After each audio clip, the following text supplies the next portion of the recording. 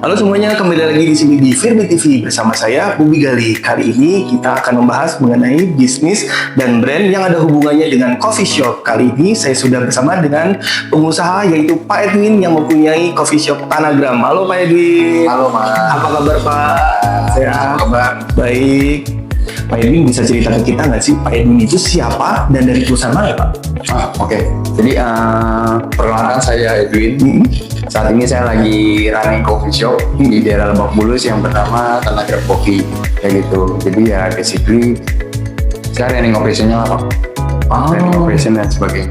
Nah kalau boleh tahu kenapa tiba-tiba Bapak ngasih nama Tanagram Coffee? Jadi sebenarnya dari dua kata, tanah dan gram. Tanah itu basicnya dari yang biji kopi berasal dari tanah, terus gram itu bicara presisi lah.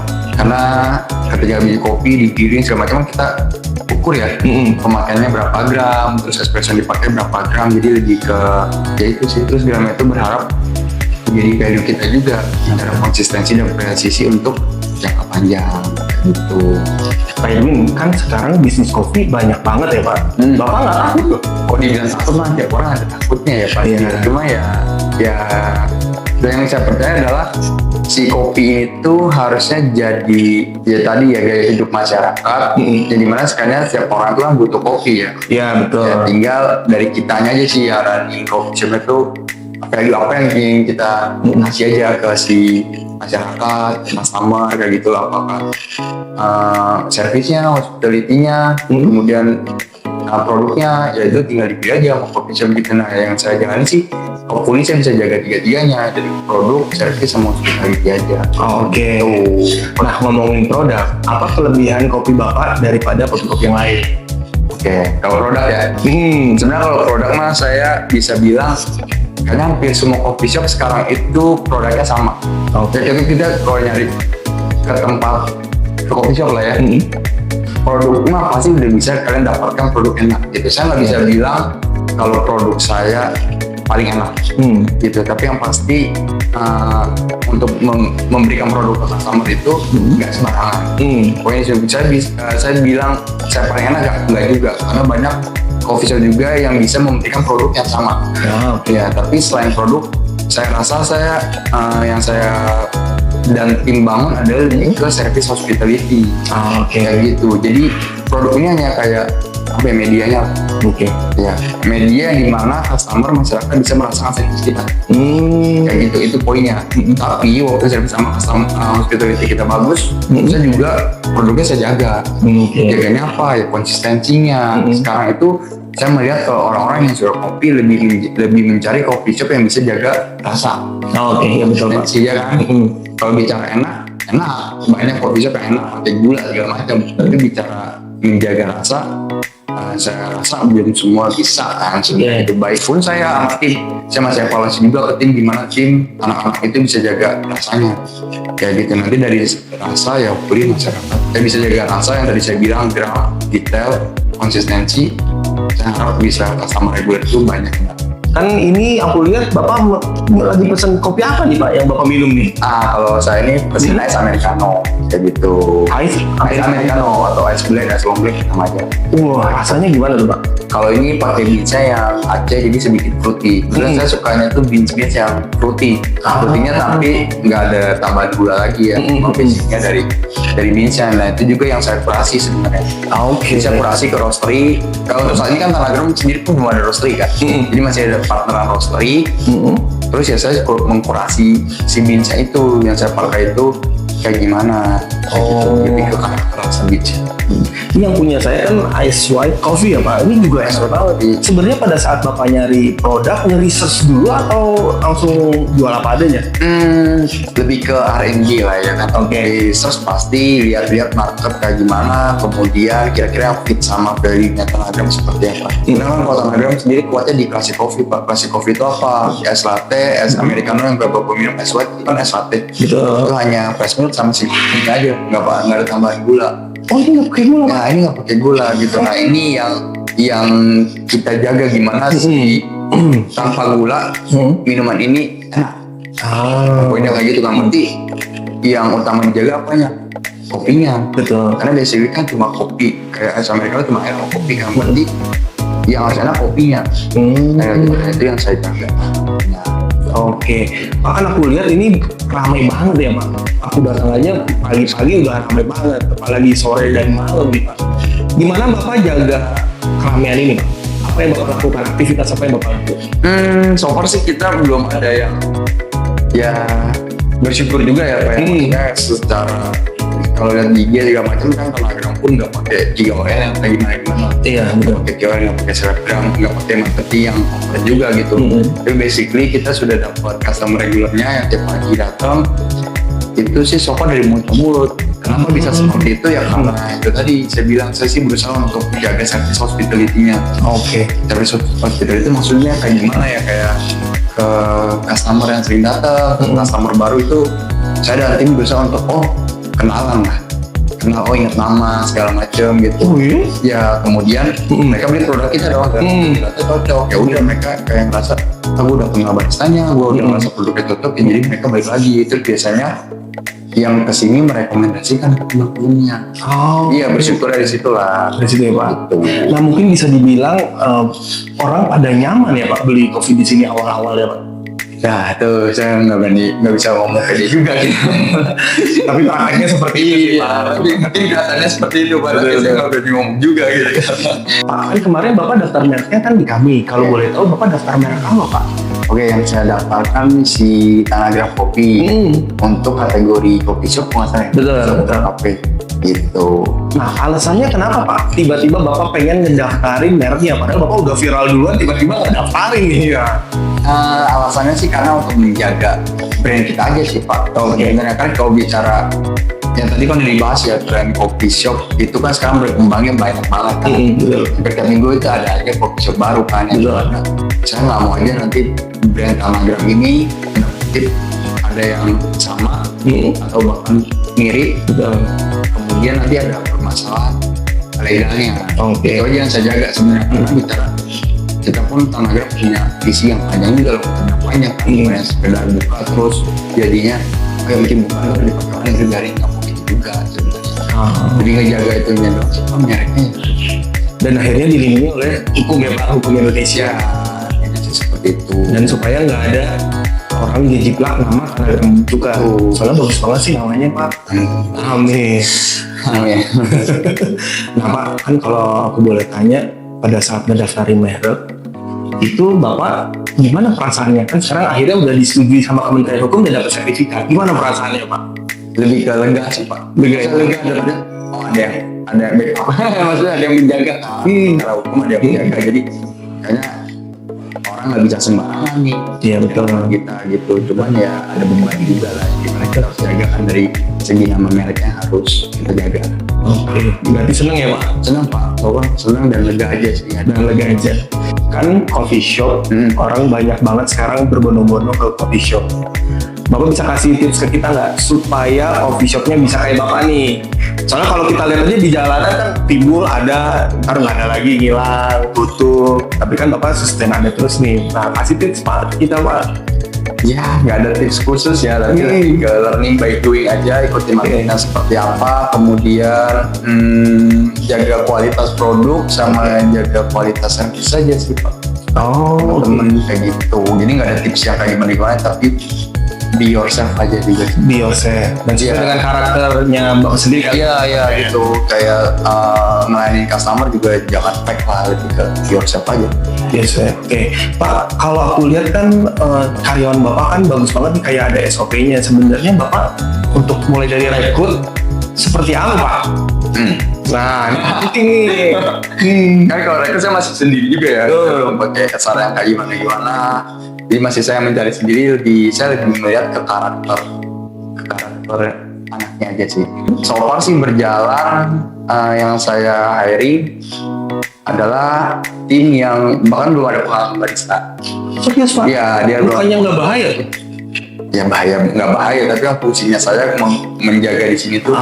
Itu fungsinya saya sebenarnya. Jadi saya untuk cari orang tuh cari yang mungkin belum ada pengalaman, tapi secara attitude, karakter bagus, terus ya utama kan rajin, ya udah tinggal saya develop aja sih. Sebenarnya tinggal saya ajarin segala macam, saya pantau gitu, tinggal lihat nanti selama belajar, proses belajar dia, bekerjanya dia seperti apa. Gitu, itu aja sih. Dan akhirnya nanti bisa ketahuan mana yang memang bagus, mana yang jelek keluar sendiri. Iya ya, mana yang rajin, mana yang banting. Dia harus, yang nggak ada pengalaman tuh kan ada 2 PR ya, mereka harus bekerja dan belajar. Iya betul. Gimana caranya mereka harus punya mental yang kuat, punya tanda kutip fisik yang kuat juga. Betul. Gitu, kalau yang udah ada pengalaman, tanda kutip mereka daftar tinggal, ayo udahlah gue ada pengalaman, tinggal kerja aja, nggak usah belajar misalnya. Kalau yang ada pengalaman, cara untuk mereka untuk belajar dan bekerja. Oke, berarti secara nggak langsung Bapak juga nggak harus barista itu menuntut yang sudah misalnya ada basic pendidikannya dulu. Enggak sih. Kalau saya nggak kayak gitu, lebih saya ajarin. Atau dulu Bapak punya pengalaman pada saat pakai, pasti kan ada perbedaan ya Pak, maksudnya antara yang udah pendidikan barista, dia udah ready, sama yang belum sama sekali ada pendidikan, atau Bapak punya pengalaman seperti itu? Kalau pengalaman pribadi saya sebenarnya, jadi saya dulu sempat kerja di coffee shop yang saya nggak ada pengalaman juga, dan bersyukurnya juga coffee shopnya menerima saya yang belum ada pengalaman dan saya diajari. Jadi kayaknya value itu saya bisa turunkan juga ke anak-anak yang lain. Kayak gitu ya. Soalnya kuncinya dari sana kan niat belajar aja kan. Betul. Niat belajar, learning by doing, kemudian lihat di internet, belajar seperti apa, ngobrol-ngobrol sama teman barista juga, ya udah itu bisa belajar. Oke, Pak, Anagram ini kan sekarang udah punya nama, otomatis kan bisa jadi barista Bapak diambil orang nih. Nah, maintenance-nya gimana ya Pak? Ya terserah anaknya lah. Terserah anaknya. Yang mesti poinnya adalah ketika mereka bisa, mereka oke, masuk ke sini belum ada pengalaman, kemudian belajar di sini selama misalnya at least setahun, terus ada pengalaman, habis itu diambil brand lain lah, diambil orang. Ya dari saya udah cukup happy aja lah, bisa membuat dia bisa dilihat sama orang lain kan, berarti kan. Iya, betul. Berarti kan secara human lah, secara manusia. Saya udah bisa membuat seseorang lebih punya value, punya nilai tambah gitu loh. Saya nggak bisa mungkin tanda kutip menyalahkan dia secara formal, tapi kan sengaja dia bisa ngajarin dia sehingga dia punya skill. Dia tinggal pilihan dia aja. Yes. Mau grow bareng saya atau enggak? Akhirnya nanti akan ada lulusan dari Anagram ya. Gitu. Nah, tapi by the way kalau misalnya sudah ada di sini berarti ada peluang juga dia misalnya untuk naik jabatan level segala macam ya Pak? Ya, saya kan yang running coffee shopnya kan secara brand pasti kan saya ingin Anagram ini semakin besar lagi dong, punya cabang di mana-mana lagi misalnya. Dan dari situ saya pengen sih untuk karirnya kayak anak-anak yang udah bareng-bareng kita juga kan. Dia udah ngikut saya dari awal, kemudian buka cabang, harusnya kan anak-anak itu membantu saya untuk handle cabang itu. Oke, gitu. Pak, kan kalau sekarang bisnis kopi so far yang tadi kita dengerin enak-enaknya aja nih. Nah, kalau nggak enaknya apa Pak? Satu aja yang paling nggak enak bisnis kopi. Disuruh nih pemirsa nih. Ya kalau lagi yang gak enaknya ini sih lebih ke butuh waktu kalau saya pribadi ya. Yes. Waktu ekstra untuk memperhatikan anak-anak melakukan hal yang udah saya ajarkan gitu. Karena pasti ada aja yang kayak dia jari ini nanti kalau udah lagi rame segala macem dia buatnya asal gitu kan, ada juga gitu yang gimana. Saya menjaga jangan sampai mereka buat asal produk yang nggak oke, terus kamu ngerasa kok ini produknya begini gitu doang sih yang saya agak ini berat, agak susah lah gitu ya untuk saya seorang diri gitu. Oh, berarti Bapak concern banget di layanannya betul-betul ya Pak? Iya gitu, karena buat saya itu di poin utama aja sih sekarang yang membedakan coffee shop ya. Ini servisnya aja. Kalau produk mah hampir Sama ya Pak, menurutku. Nah Pak, bisa cerita nggak dulu pada saat ngebangun awal-awal bisnis kopi itu susah apa gimana Pak? Susah gampang ya sebenarnya. Ya betul. Susahnya ya mendevelop lah ini mau seperti apa segala macam, terus memilih produknya seperti apa, terus tentuin menunya seperti apa, itu tuh yang lumayan agak susah juga kan. Itu ya butuh fase brainstorming, fase berpikir. Susah gampang. Terus kalau untuk nyala ya kalau misalnya dari pembangunan gitu ya susah gampang karena ada pihak-pihak pihak lain juga kan yang terlibat dalam proses membangun kan. Ini aja kadang ya, oke ini pihak lain seperti apa, sesuai mau kita apa enggak. Betul. Nah Pak, pada saat Bapak, kita balik lagi ke awal ya Pak, pada saat pembuatan ini Bapak memang sudah siapin keuangannya berapa tahun, ada perencanaan gitu, atau Bapak tipe yang jalan dulu deh? Nah, harusnya dua-duanya juga sih. Oh, dua-duanya. Ya udah kita bahas satu-satu nih. Kalau kita cuma jalan aja nggak mau persiapkan ke depannya juga kayaknya agak susah nanti ke depan. Betul. Tapi kalau kita terlalu berpikir harus siapin ke depannya nggak jalan-jalan juga nggak jadi nih. Iya, betul-betul. Itu kan. Terus saya juga sama tim, kan saya nggak sendiri juga ya, ada beberapa tim juga. Ya mereka membantu untuk mendevelop seperti apa. Terus kita kan juga sebenarnya grup ini ya, kita nggak sendiri, saya nggak sendiri, ada grupnya. Dari grup juga membantu untuk mempersiapkan keuangan seperti apa ke depannya segala macam kayak gitu sih. Berarti Bapak ada forecastnya juga ya? Ada. Tapi so far memang kalau aku lihat nih nggak, capex aja nggak bakal, capexnya aja nih lumayan mahal kayaknya Pak, nggak murah maksudnya untuk bikin coffee shop seperti ini. Betul. Sekarang sih emang nggak murah gitu. Apalagi nih lokasinya bagus banget Pak, di daerah Lebak Bulus. Iya, Bulus Jakarta Selatan. Nah sekarang Bapak kasih tips ke kita tuh, kalau lokasi itu penting banget nggak sih buat coffee shop, atau bisa ngadain di tempat coffee shop di daerah mana tuh Pak? Secara lokasi Pak? Lokasi itu penting. Oke. Kita nggak bisa bilang lokasi nggak penting. Tapi menurut saya selama brandnya kuat, value-nya kuat, andai kata ada di lokasi-lokasi pinggiran lah ngomong kasarnya, itu bisa kebentuk juga gitu loh. Gitu. Tapi kalau saya bilang mencari traffic, ya lokasi itu penting. Tapi kalau untuk membangun brand, apakah kita perlu langsung ke traffic yang tinggi, lokasi yang prime? Enggak juga gitu, karena yang dikhawatirkan menurut saya juga, ya saya berani juga di daerah Lebak Bulus ini pinggiran dulu, karena kalau udah bicara di tengah, ketika trafficnya besar, lokasinya prime, dari brand yang nggak ready, ya udah sama nanti ke depan. Oke. Jadi baik pinggiran dulu nggak mau. Nah Pak, kalau misalnya orang pengen tahu mengenai Tanagram Coffee, bisa di mana dan bisa berkunjung kemana Pak? Oke, kalau untuk sosial media sih kita baru ada di Instagram aja, namanya Tanagram Coffee. Jadi teman-teman cari aja Tanagram Coffee, udah pasti keluar. Kalau untuk lokasi sekarang ada di Lebak Bulus, di Jakarta Selatan. Jadi di Google Maps diketik aja Tanagram Coffee. Kemudian kita juga nanti mau ada cabang kedua, itu di daerah Tanah Kusir Veteran sih. Wah, Itu akan cabang kedua berbarengan dengan lapangan pedal. Gitu. Tapi secara konsep mah kita dibilang standalone juga bisa dibilang standalone. Karena secara pintu masuk berbeda antara lapangan pedal dan Tanagram. Pokoknya pemirsa tinggal kunjungi Google, klik Tanagram Coffee, udah langsung keluar. Ya pasti. Luar biasa. Kemarin kan Bapak juga daftar merek untuk bisnis yang lain, bisa cerita ke kita nggak? Bapak daftar merek untuk bisnis apa Pak? Oke, kalau yang kemarin baru didaftarkan tuh sebenarnya bukan Hyperbuy tapi grup ya Pak. Kita grup mendaftarkan baru-baru ini tuh kalau nggak salah lapangan pedal ya. Yang lapangan pedal kita daftarkan bernama Kapital Rakyat Jakarta gitu. Nah itu nanti juga ada si Tanagram Coffee di situ. Oke. Pak bisa cerita nggak sih untuk pedalnya sendiri kenapa memilih nama itu dan itu artinya apa Pak? Kalau nama sih sebenarnya ngambil dari metropolitannya Jakarta lah. Kapital Jakarta jadi kapitalnya Indo ya. Iya betul. Tahu gitu. Terus hopefully lapangan pedal kita ini pun bukan hanya lapangan pedal tapi jadi sport center. Wah, sport center. Iya, karena di situ pun ada lapangan tenis kayak gitu. Jadi kita nggak hanya fokus ke pedal, makanya juga namanya kan Kapital Rakyat. Betul. Jadi rakyat ada pedal ada tenis. Dan posisinya bagus banget di daerah Tanah Kusir ya Pak? Ya di Jakarta. Jaksel banget deh pokoknya deh. Jaksel. Nah Pak kan sekarang bisnis pedal banyak banget. Kenapa Bapak pengen ikutan ke bisnis pedal? Apa karena lagi tren atau gimana Pak? Kalau lagi tren, iya lagi tren. Makanya kita juga melihat potensi market. Tapi di luar itu, kenapa kita berani masuk? Kita secara grup ya mau masuk ke lapangan pedal.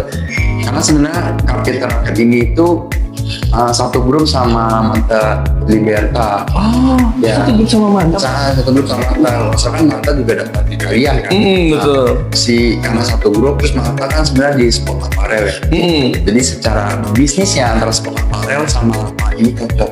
Ya, terus ada potensi market kan. Betul. Jadi kita coba dulu. Bahkan kalau aku lihat lapangannya bagus banget ya Pak, eksklusif banget. Itu harganya gimana sih Pak? Nah kalau untuk harga sebenarnya masih sekitar 300 sampai 500. Oh, berarti Ada range-nya. Ada range-nya. Ya, karena kan tiap ada peak hour sama yang low-nya lah, ada di jam-jam tinggi sama jam-jam low. Itu biasanya hampir semua lapangan juga sih ada penyesuaian harga. Misalnya jam tinggi lebih mahal sedikit, kemudian lo yang siang biasanya lebih murah kayak gitu. Jadi tapi kalau untuk kisaran harga dari 300 sampai 500-an gitu. Kemudian kita ada VIP Core. Bedanya apa isinya? VIP Core. Jadi kita ada 3 lapangan pedal yang regular, kemudian ada satu VIP Core yang dimana VIP Core ini lebih private. Iya, lebih. Jadi kalau teman-teman misalnya mau booking di VIP Core, mau ada acara ulang tahun gitu, udah itu satu area itu punya teman-teman. Gitu, nggak kan digabung sama yang umum gitu, digabung sama yang lainnya. Nah, kalau untuk VIP Core sekitar 500 sampai 600 ribu. Tapi sebenarnya kalau untuk anak Jaksel segitu sih standar kok Pak. Murah. Oke, nah kalau misalnya Pak, mau tanya lagi nih Pak, kalau misalnya untuk yang belum pernah padel sama sekali, disediain cara ini nggak sih Pak, orang yang training atau gimana gitu, ngajarin? Ya nanti kita akan sediakan juga gitu untuk ngajarin. Kemudian kalau untuk raket pun kita menyediakan untuk teman-teman sewa. Oh, ini bisa murah. Bisa belum pernah main, belum ada raket kan coba dulu ya. Better sih sewa dulu aja di lapangan kan gitu. Nanti kalau udah cocok baru beli raket terus member di kita. Oh iya bener. Jadi maksudnya kalau pulang kerja ya Pak, daripada macet-macetan ini padel dulu ya Pak, olahraga dulu gitu kan ya. Padahal ada kopi juga. Ngopinya di Tanagra, bener banget nih. Bisa aja nih Bapak jualan. Bener. Oke. Nah Pak, pokoknya aku doain semoga bisnis Bapak semakin berkembang. Thank you. Sukses terus Pak. Dan jangan lupa sama kami Pak. Amin. Oke. Nah sekarang kita tos dulu Pak, nyobain kopinya Bapak nih. Saya udah dari tadi gini. Nah, kita tes dulu Pak. Oke. Cheers.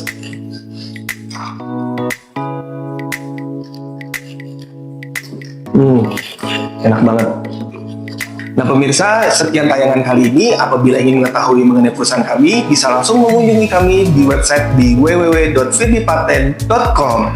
Dan apabila ingin konsultasi mengenai masalah hukum, jangan lupa mengunjungi website kami di www.konsultasihukum.co.id. Sampai ketemu di tayangan kami selanjutnya. Terima kasih. Terima kasih banyak Pak. Makasih Mas. Oke.